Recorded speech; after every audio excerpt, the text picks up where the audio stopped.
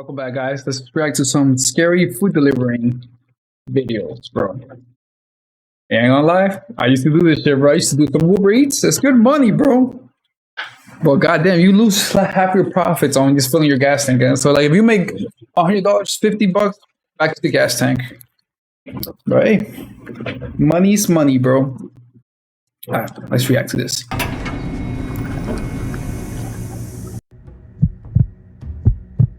It was supposed to be one of, if not the last delivery of the night for me. I was working at this pizzeria called Leonardo's. One of my bosses, Frank, was on the night shift with me. He would choose who does what delivery. We got an order for a couple regular pizzas. Oh, this is actually food delivery places. He gave me a piece of paper with the address on it and the person's phone number. This was in 2009. I didn't have a cell phone that had GPS, just a bare bones flip phone. I also didn't have one of those Garmin GPSs. God bless you guys. I still had to use an old school book of maps to find my way around. God bless you, bro. Delivering pizza like that. The name of the street that this house I was doing my last delivery for was something along the lines of Willows Road. I can't remember the house number, nor do I remember the name given for the order, but I do remember having the hardest time finding the place. It was in this really rural town with nothing but woods, farmland, and more woods. The lack of streetlights also didn't help. I had to pull over a few times and turn on the interior lights as I checked the map again. It was a very stress-inducing situation whenever I couldn't find a house. For real. I was on a very quiet, dark, and confusing road when I decided to just call the number on the paper my boss gave me. The phone rang a bunch of times. It seemed that there was no answering machine set up to it. It had to have rung about 10 times before someone picked up, and I waited for someone to say hello. When no one did, I said it, and then a voice on the other end said it back. It was a low, deep, yet soft voice. I said, "This is the pizza guy. I'm just having a hard time finding your place." He explained that his driveway was easy to miss and looks like just a dirt trail. He talked in a very slow, monotone voice as he described the surroundings of his driveway to help me find it, and eventually I did. I turned my car onto this pretty narrow dirt path. It was definitely easy to miss. It took about 30 seconds of me driving slowly and carefully up it until I saw this small, one-story house come into view. There was a faint orange glow from inside the house that could be seen through one of the windows. I parked my car next to the only other vehicle in sight, this jalopy of a pickup truck. I grabbed the 2 pizzas from the passenger seat and walked to the front door of the house. I looked for a doorbell, couldn't find one, so I knocked on the door. I heard muffled music from inside the house. Then I heard footsteps approaching the door, stop, and then after maybe 10 seconds, the door cracked open, and I saw a quarter of someone's face. I literally could just see one of their eyes peeking out at me. The fuck? I nervously said, "Hey, you ordered the pizza, right?"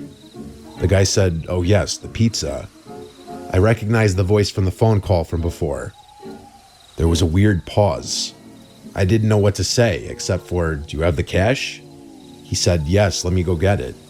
He walked away from the door, and I heard his footsteps move to another room. There was super old music from like the 1930s playing, making the setting just extra creepy and weird, if it weren't creepy enough already. Then the door started slowly inching open on its own, revealing more and more of this dimly lit room. Everything about the interior of this place seemed super old. There were metal sheets on the floor, presumably covering holes in the floor. The couch looked like it was from a different century. Hell, all of the furniture did. And the music was coming from a vintage-looking record player, one of those with the big horn-like thing at top. That's all I could see at first from just sneaking a nosy peek inside the place. But what really was off-putting was the smell. It smelled like death in there. I waited respectfully for the guy to come back with the money, from wherever he went. When enough time passed that I felt like it was getting weird, I knocked on the open door, took a peek inside, and said, "Sir?" The man's voice came from another room, saying, "Yes, would you mind coming into the kitchen, please?" No. My coworkers and bosses always advised against stepping into anyone's house if you didn't have to. That advice seemed especially relevant for this circumstance. I heard what the man said, but I still responded, "Can you repeat that?" He repeated, "Can you come to the kitchen, please?" I stepped inside, and I honestly felt like my feet were gonna crash through the floor. The place was so old that the floor actually caved in a bit as I stepped around. The house was very linear. I looked to the right and saw the entrance to the kitchen, where his voice was coming from. I looked to the left, and there was a narrow hallway which had a bunch of doors on the right side. At the end of the hallway, there was this guy with his back to me, slowly dancing in the creepiest way imaginable. The man was feeling himself. I don't mean he felt confident. I mean he was literally feeling his body as he moved in this really off-putting way. In any other circumstance, I would laugh, but I was downright disturbed of what kind of house I'd just walked into. I turned away and looked to the kitchen, still holding these 2 pizza boxes. I took a few steps toward the kitchen before I even noticed the person peering around the edge of the wall separating the kitchen from the living room. It was that man's face again, still only showing like a quarter of his face. What the fuck is wrong with this Just weirdo? one of his eyes creepily peering at me. The only thoughts I had in this moment were what the fuck and should I just leave? I repeated what I said at the front door moments ago, asking him again if he has the cash. The man didn't respond. He started to just giggle, or I don't even know what I'd call it, because the laugh was so deep in pitch, but it was so subtle and soft. Then he called out Randall in a startlingly loud voice, much louder and more commanding in tone than his previous soft-spoken monotone voice. I was at my limit of how much weirdness I could take. I turned around and started walking back to the front door, and as I took a look down the hallway as I was about to walk outside, I noticed that guy who was dancing seconds ago was now simply just standing there, looking back at me. I left through the front door and closed it behind me. Run, bitch! I hurried back to the car, for some reason still holding the pizzas. I threw the pizza boxes in the passenger seat and got back in the car as quickly as possible. As I was backing my car up to clear the pickup truck next to it so that I could just do a 3-point turn, I did look back at the house, and the door was fully open again. My heart started beating even quicker at the thought that one of them was outside my car about to attempt to open one of the doors. Maybe they were, and I'll never know. But I managed to get my car down that dirt driveway and back onto the road. A fucking weird I had to ass return shit, to the bro. pizzeria. I called Frank to let him know what happened. He wasn't mad at me. When I got back to the pizzeria, everyone laughed when I told them what happened. I can honestly see how it sounds like a funny situation when explaining it to others, but it was not funny in the moment. Whatever was going on in that house wasn't normal, and I don't think they had any intentions of buying pizza. I've had multiple dreams where I would see that man's face just peeking around from behind a wall. After that, I didn't enter anyone's houses or apartments while doing deliveries. No fucking shit. Fucking weird ass shit, bro. I'm currently 20 years old, although at the time of the story I was 19. I live in Newark, Delaware, a usually small and quiet town. That is, until college season rolls around in the fall and spring. Newark is home to the University of Delaware, which is a large and widely respected school in the US. It also has a reputation for being a big party school, so when the college kids arrive, things get a lot more lively. Anyway, I work as a bicycle delivery guy at Jimmy John's, a job I still work as of me telling the story. Oh. This event took place during a Tuesday or Wednesday night in the spring. It was either late April or early May. I can't remember exactly. It was my typical 7 p.m. to 2 a.m. shift. The Jimmy John's I work at is open until 2 on the weekdays and 3 on the weekends. This means we're one of the few places still open in town aside from the bars, so a lot of drunk college kids storm the place wanting to order. Needless to say, it gets pretty hectic. Deliveries would pop up like crazy too, which did get very annoying, but it meant a lot of tips, so I always put up with it. This was my last night working the shift, and just as 2 a.m. was about to roll around, one last delivery came It's in. always the last I was next delivery, in bro. line to take it. This annoyed me as I just wanted to end my shift and go home to get some sleep. I sucked it up and took the delivery since I didn't have a choice. I knew the street by heart and knew where to go immediately. I should mention the reason we do bicycle deliveries is because the roads tend to be busy sometimes during college season, so using bicycles sometimes allows us to do deliveries faster. I rode my bike as fast as I could to the house in less than 10 minutes. I knocked on the door loudly, but there was no answer. I knocked again, louder this time. Still nothing. I became a little pissed when I remembered if someone didn't come out, I'd have to take the order back to the store, meaning this delivery would seriously be wasting my time. I called the number on the receipt, but no one answered. I was getting ready to call the store when I first heard it. Rustling sounds coming from some bushes directly across the street from me. I figured it was probably the wind, but decided to look anyway. When I did, I felt my stomach drop as a strong sense of dread flowed through me. I saw the dark figure of a person directly across the street from me in someone's yard, crouched behind a few bushes. And even though I couldn't make out any facial features, I knew that he or she, though I figured it was a he, was looking right at me. My heart was racing, but it didn't seem like he noticed that I noticed him. I pretended to not notice him and knocked loudly on the door again.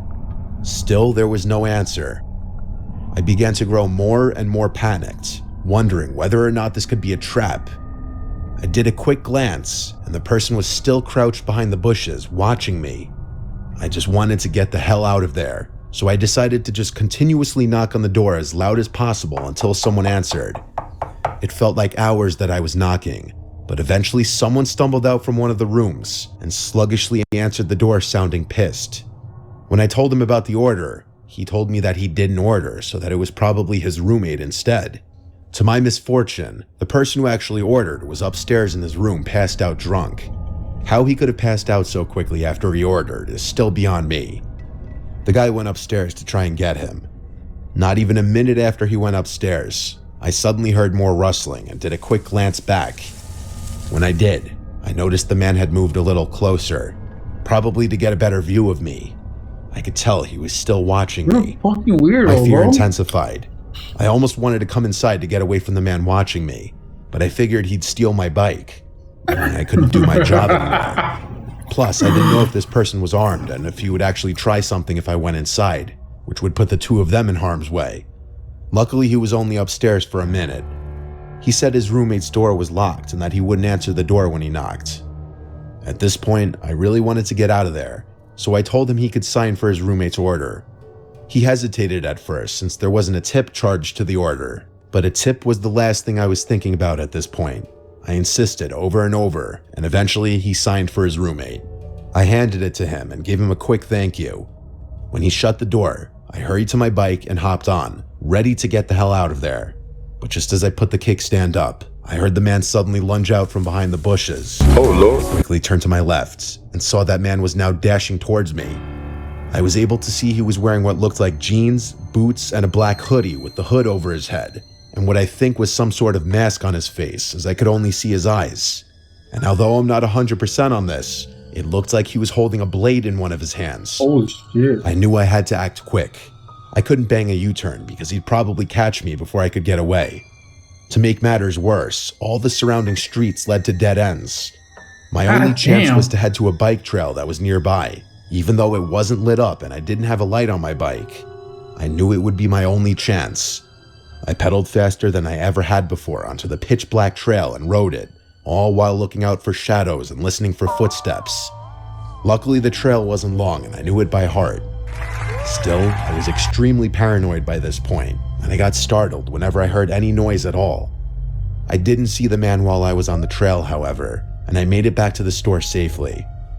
I was hyperventilating like crazy as I tried to wrap my head around what the hell just happened. I didn't tell my boss or coworkers, nor did I call the police since I didn't get a good look at the man. I simply got my stuff, clocked out, and went to my car, putting my bike in the trunk, so thankful I decided to drive that night. I made it home safe without anyone following me, and that was that. I never saw the man again. I don't know what he wanted, whether he wanted to rob me or worse. I haven't worked another midnight shift since then, and now I carry nunchucks on me whenever I do any kind of night shift. Nunchucks, Newark bro? isn't known for being a dangerous town, so the fact that this happened here Bro, truly showed me that nunchucks, bro? anything can happen Really? anywhere, to anyone at any time, no matter how People safe can't be or serious. What the dangerous fuck the y'all area doing with may be. nunchucks, bro? The fuck kind of weird ass shit is that, bro? I can't swear, bro. Buy a gun, bro. I used to deliver for Uber Eats. I was having trouble paying off my student loans, so I was hustling to make whatever cash I could. I still lived with my parents at the time. It was late at night. I was picking up an order from some fast food place in Wilmington, North Carolina, and delivering to some house about 20 minutes away. I often did late night deliveries and Uber rides because the pay was higher and I could bang out more deliveries and rides without traffic. Yeah. I was already en route to the address. I was leaving the more populated residential area of Wilmington and heading in the direction of the quieter part with all the forest and farms. Most of the roads over there were pitch black and void of any other cars at that late hour in the night. I turned off the main road onto a side road with a dead end sign. This was the road the directions were taking me, where the address was. I was brought to the last house on this road. The lights to almost every little house on this stretch were off. It was just pitch black. Even the house that I was supposed to be delivering the food to. I had to keep my car headlights on just to even see, and just so I wouldn't trip on anything, I also was using my flashlight on my phone to navigate my way to the porch of this house. I'm not lying when I say there was not a single light on. I even felt the overgrown grass rubbing on my shins as I walked to the front door. God damn. This didn't feel right. I pressed the doorbell button but didn't hear a ring, so I knocked. The customer had their delivery preference to be contact delivery, which means I'd have to actually physically hand it off to him. I've never done that, bro. I messaged the customer that I'm at the... Every time I did Uber Eats, bro, you gotta be smart with it, bro. Every time it said contact them, I would just ring the doorbell, leave it on the floor. What are you gonna do?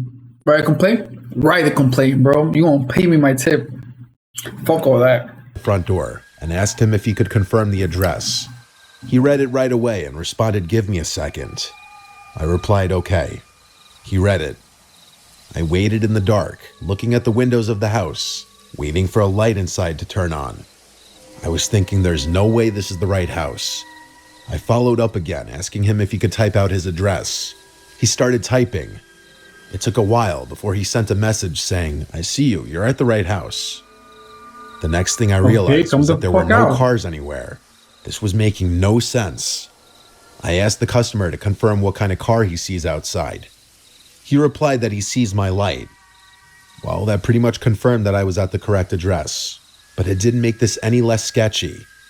I started to just inch away from the door to the house just because I didn't want to be on top of it as they opened the door. But the door never opened, no matter how many times I messaged the customer on the Uber Eats app. Oh, fuck? I was starting to suspect this was some kind of scam to get free food. Then I heard a voice come from outside in the darkness surrounding me. It was a male's voice calling, "Over here." I started to wave my flashlight all over the place, trying to reveal whoever just said that. I said out loud, "I'm leaving the food on the front porch over here." I didn't know who I was talking to, nor could I see them. I was terrified I was about to be attacked, so I walked back to my car, not trying to draw attention by running. When I got to my car, I heard this distinct air leaking sound that I could immediately recognize to be the sound of air leaking from a slashed tire. I took a look and saw that both the tires on the left side of the car were slashed and leaking air. Motherfucker, I could only bro. assume in the moment that the two tires on the right side had also been slashed. I got into the car and locked the doors first thing. All four tires showed low tire pressure warnings on the dash. Oh my god, what a Panic started to motherfucker, set bro. in.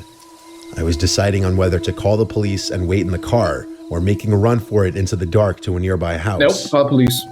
I was about to pick the second option. I turned off the headlights on my car and was about to get out of the car, but I noticed someone standing outside my window. I screamed my soul out, and then I realized that there were at least 4 people standing outside of my car, Holy one shit. at every window. They all had on masks covering their faces. I was surrounded. What the fuck? One of them yelled at me to get out of the car Nope. now. I didn't know if one of them had a gun or not, and I knew that if they did, by the time I turn on the car and attempt to drive away with 4 flats, I'd have been shot dead already. Nah, I'm I taking my yelled risk. through the window asking if they're just looking to rob me, and one of them said if I gave them everything on me, they'd let me go. I agreed to do so and unlocked the door. The second I did, the guy outside my door opened it and forcefully pulled me out.